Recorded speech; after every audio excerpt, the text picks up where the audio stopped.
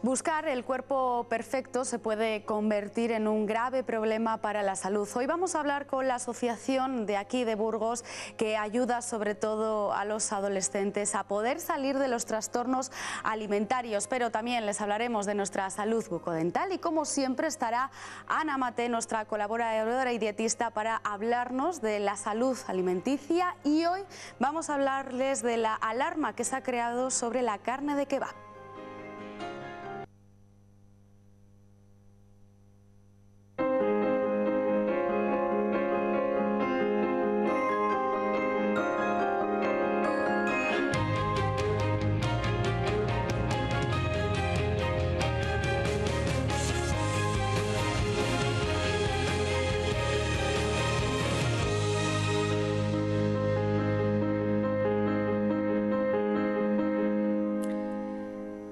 La mayoría de las personas con trastornos alimentarios inician su problema sin prever en absoluto las consecuencias. Vamos a hablar de ello con la psicóloga de ADEFAP, con María del Mar Herrero. Muy buenas noches. Buenas noches. María del Mar.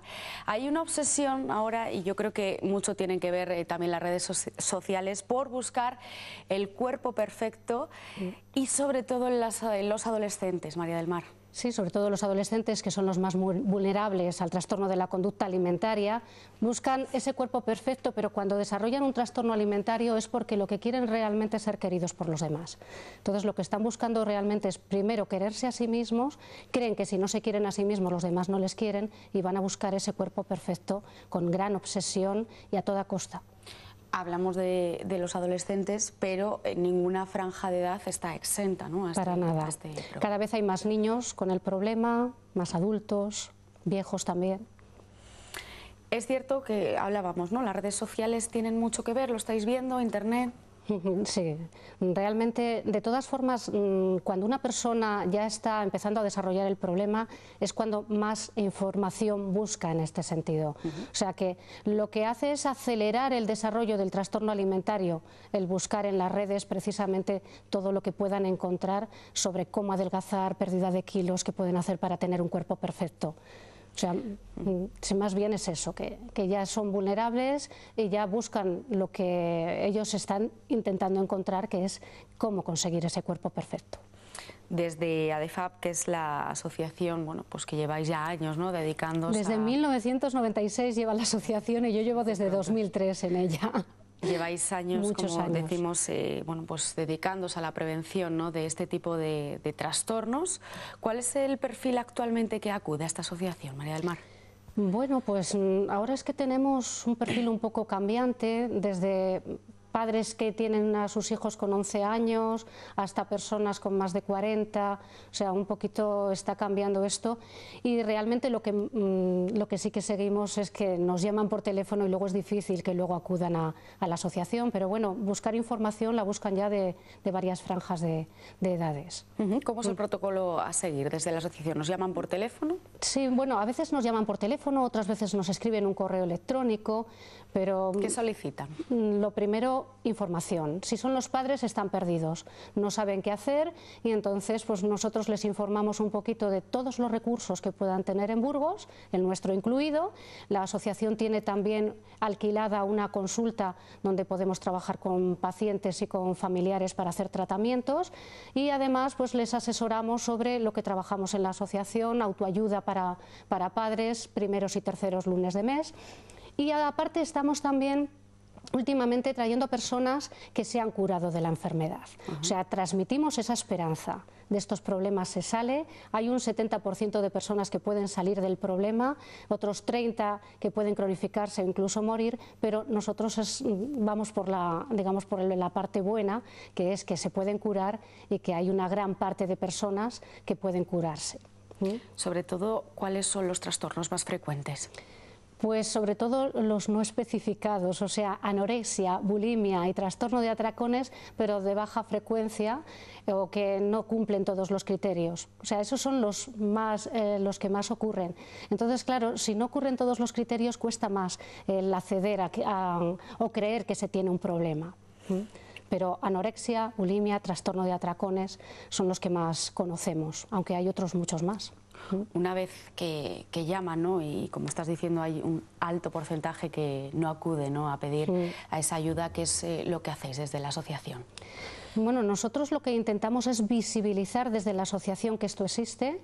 Intentamos hacer charlas, antes hacíamos más, ahora casi menos, porque también en las últimas charlas hemos tenido muy poquita gente en ellas, pero bueno, intentamos también visibilizarlo. El día, tenemos un día internacional de los trastornos de la conducta alimentaria, que es el día 30 de noviembre, y luego también el día 2 de junio, que es el día de la acción por los trastornos de conducta alimentaria. Buscamos cualquier motivo, cualquier excusa, el día de la nutrición también, que es el 28 de mayo, cualquier excusa es buena, porque estas personas sufren los 365 días del año el problema.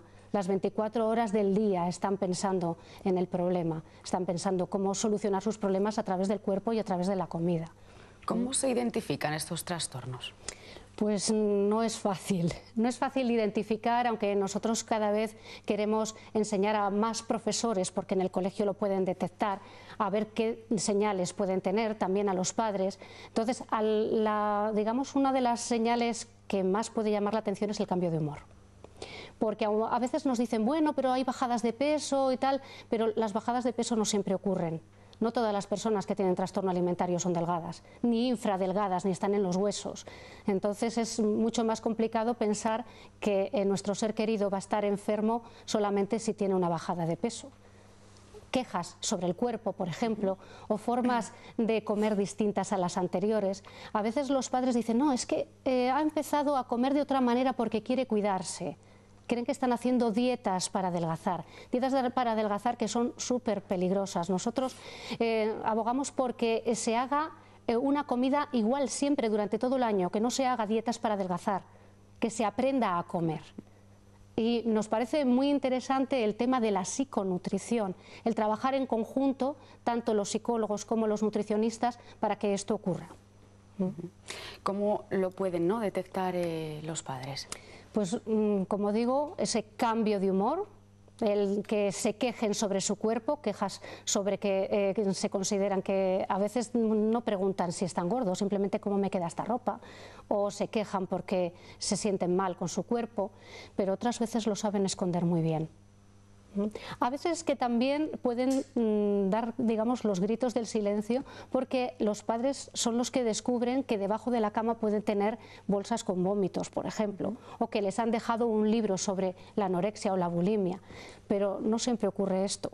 Es difícil que se pueda detectar un trastorno de la conducta alimentaria. ¿De qué edad, por ejemplo, la más temprana, habéis recibido una llamada? De 6 años. 6 años. Bueno, pero eso es... Fue una llamada de un orientador en un colegio que además lo descubrió un monitor del centro, con lo cual nos parece que los monitores de los centros, monitores de comedor, son como también una figura muy importante a detectar este tipo de problemas. Detectó que el niño en cuestión comía y nada más comer iba al baño a vomitar. Entonces, claro, la orientadora nos estaba hablando ya de una bajada importante de peso en un niño de 6 años que se estaba ya comprometiendo su crecimiento, su desarrollo y aparte, pues claro, los problemas psicológicos que eso conlleva. Sí, no es solo lo físico, sino que es lo... Claro, yo lo que aconsejé es una visita al pediatra, pero para ayer, o sea, inmediato, porque no se podía dejar más tiempo el caso de este niño. Problemas que en muchos casos, como estamos diciendo, el entorno no tiene mucho que ver.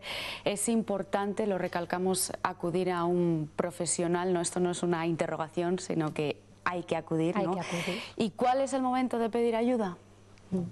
Claro, a veces es que ocurren las dudas, no sé si mi hijo podrá tener el problema o no, entonces yo creo que si antes de acudir al pediatra o de acudir al médico de atención primaria pueden acudir a nosotros les podemos decir si realmente creemos que puede tener un trastorno alimentario o si la sospecha, es mejor que acuda a un profesional para que lo evalúen.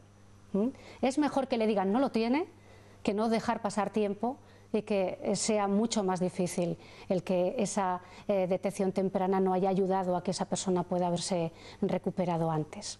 No es una enfermedad incurable, como estamos diciendo, pero es cierto, ¿no?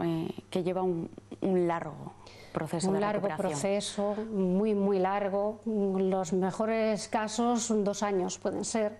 Pero también es importante tener en cuenta que a pesar de que tengan el alta, hay 5 años en los que no tienen que hacer síntoma para considerar que ya se han curado. Entonces es importante los seguimientos. Yo en principio aconsejaría un seguimiento de 3 meses, 6 meses, 1 año y luego cada año hasta que ya a los 5 años puedas decir estás curado totalmente. Has hablado, ¿no?, de un 70% de recuperación. Sí. ¿Y podemos, por ejemplo, saber el porcentaje de recaídas? El porcentaje de recaídas es más complicado. Es más complicado porque no siempre acuden cuando hay una recaída. Bueno, de todas formas es complicado el hacer estadística de todo, porque hay muchas personas sin diagnosticar también. Entonces, pues un poco las estadísticas juegan con los datos que tenemos, pero cuando no tenemos datos, ahí es más difícil. Pues es importante, ¿no?, como estamos diciendo, y desde ADEFAB, ¿no?, están intentando por lo menos ayudar a este tipo de personas que llevan consigo estos problemas, estos trastornos alimenticios. Y como bien dice María del Mar, lo importante no es hacer dietas, sino aprender a comer, que es lo que intentamos además aquí con nuestra dietista y colaboradora cada miércoles. Pues ya saben que tienen la asociación alguien, ¿no?, que nos pueda estar viendo por si necesita esa ayuda. Muy bien. Gracias por acompañarnos. Muchas gracias. Vamos a nuestro reportaje semanal con Implante, que hoy nos va a hablar de un método además muy novedoso como es la cirugía guiada. En la actualidad tenemos herramientas que ayudan tanto al odontólogo como al paciente a que las cirugías sean más exactas, más precisas y menos dolorosas. Les hablamos de la cirugía guiada, una técnica que permite transferir de una manera muy precisa y segura los implantes planificados en un software a la boca del paciente mediante unas férulas quirúrgicas que posibilitan tener confeccionada la prótesis de carga inmediata antes de la intervención. Lo que nos permite la cirugía guiada es que aquellas planificaciones que hacíamos dentro de un ordenador a la hora de colocar implantes dentales las podamos transferir mediante esta placa a la boca del paciente. Nos va a permitir conocer la posición aproximada de cada uno de los implantes, para así, antes de colocarlos, poder tener un molde de la boca del paciente con los implantes ya puestos y tener unos dientes provisionales que instalaremos en el mismo acto quirúrgico. Como estáis viendo, el software nos va a permitir conocer cada una de las posiciones de los dientes, cada posición en la que vamos a instalar cada implante, para así aprovechar la situación apropiada del hueso. Es decir, en este caso tenemos un diente en esta zona que vamos a extraer y después vamos a colocar el implante. Por lo tanto, este implante hemos decidido meterlo, anclarlo en esta esquinita de hueso. Pues la cirugía guiada nos va a permitir posicionar el implante en unas coordenadas lo más aproximadas posibles a esto. La mayoría de casos para los que está indicada esta técnica es para pacientes que no tienen dientes o para pacientes que previamente se les ha hecho una intervención para extraérselos. La gran ventaja que tiene la cirugía guiada es que el profesional va a colocar el implante en la misma posición donde anteriormente se ha diseñado detalladamente en el ordenador, lo que le permite al odontólogo ir sabiendo lo que ocurre en cada paso.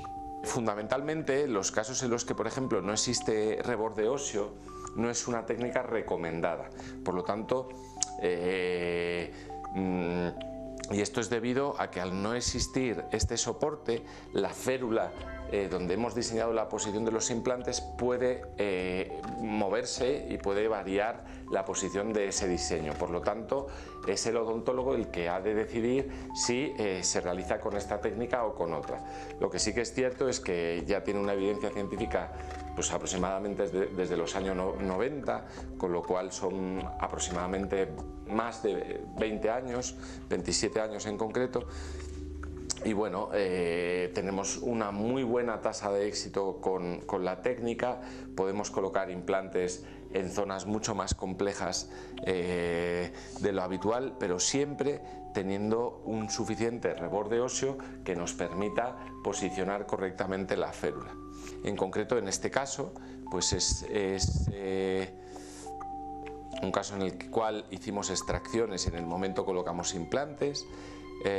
Si nos fijamos, la férula de cirugía guiada tiene unos pines de anclaje para estabilizarla mejor, y después pues vamos a ir colocando los implantes en la situación donde más hueso tenga el paciente. Si os fijáis aquí, aunque parezca que el hueso es muy estrechito, esto es lo que es el hueso y lo azul es lo que es el implante.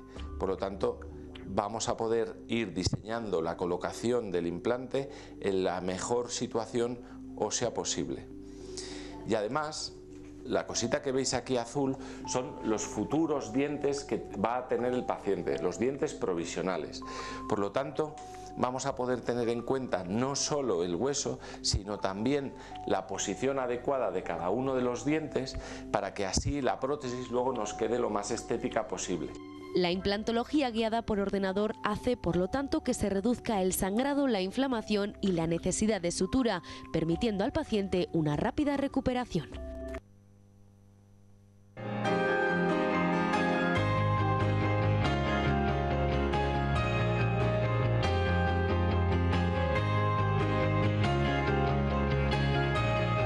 Hoy vamos a hablar de la carne de kebab porque seguramente que lo habéis escuchado durante estas semanas, y es que la Comisión de Sanidad del Parlamento Europeo estaba preocupada desde hace unas semanas por el uso de fosfatos en la carne de kebab, ante la inquietud de que pudiese acarrear posibles riesgos para la salud ligados a estos aditivos. Vamos a hablar de ello con nuestra colaboradora, como siempre, y dietista Ana Mate. Muy buenas noches. Buenas noches, Verónica, muy bien. Que precisamente hoy se han reunido para hablar de este tema en el Parlamento Europeo. Sí, ha salido una nueva noticia hoy por la tarde que si quieres la comentamos en lo último.